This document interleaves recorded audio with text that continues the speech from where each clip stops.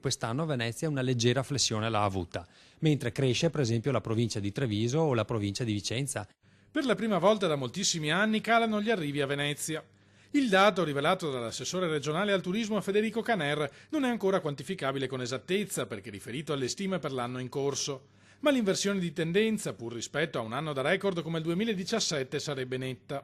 Ai veneziani non dispiace di sicuro. Devo dire che io a volte vengo a Venezia anche per motivi personali, non solo per lavoro, ed effettivamente il flusso turistico è notevole e posso capire anche l'arrabbiatura dei veneziani. Per questo dico che secondo me il turismo è importante, però va gestito. In primis, secondo me, la gestione delle grandi navi, perché effettivamente scaricare in massa in una giornata migliaia di persone qualche problematica lo può fare. Quindi il turismo diciamo nautico, cioè derivante dalle crociere, è importante, però va gestito e su questo si sta anche lavorando assieme al Ministero. Continuano invece a crescere nel 2018 alcune destinazioni alternative rispetto a quelle tradizionali.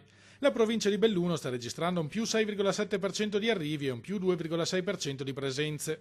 In aumento anche i territori di Treviso e Vicenza.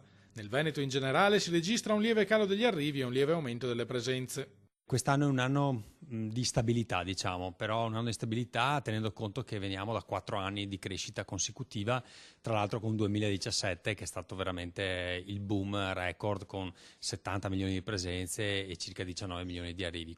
I dati sono stati diffusi dalla Regione in occasione della 17ª edizione di By Veneto, il workshop internazionale del turismo che ha visto radunarsi a Mestre 263 imprese venete per un totale di circa 450 operatori e 200 buyer internazionali provenienti da 45 diversi paesi.